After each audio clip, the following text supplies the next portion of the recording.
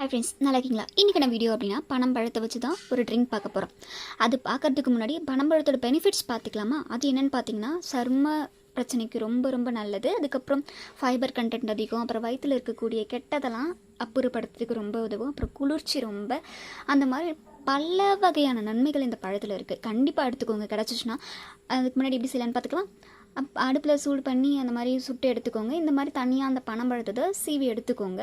நான் ஒரு எண்ணத்தில் பார்த்தோம்னா அந்த பழம் சீவி வச்சுருக்கோம்ல, அதை சேர்த்து நல்லா கொதிக்க விட்டுக்கோங்க. கொதிக்க விட்டுட்டோம்னா இந்த மாதிரி நல்லா கலந்து கொதிக்க விட்டுக்கோங்க. பொங்கி வர சமயத்தில் இந்த மாதிரி பொங்கி வரும்.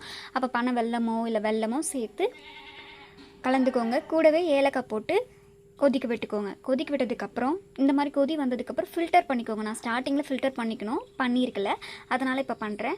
அது கூட கொதிச்சு ஃபில்டர் பண்ணி எடுத்தோடனே இந்த அவல் சேர்த்து தேங்காய் பூ துருவி, கொஞ்சம் தேங்காய் பூ அதிகமாக போட்டுக்கோங்க, ஏன்னா சிறு கசப்பு இருக்கும். அதனால் இந்த மாதிரி எடுத்து ஈவினிங்காக டீக்கு பதிலாக குடிச்சிங்கன்னா சூப்பராக இருக்கும். பிடிச்சினா லைக் அண்ட் ஷேர், சப்ஸ்கிரைப்.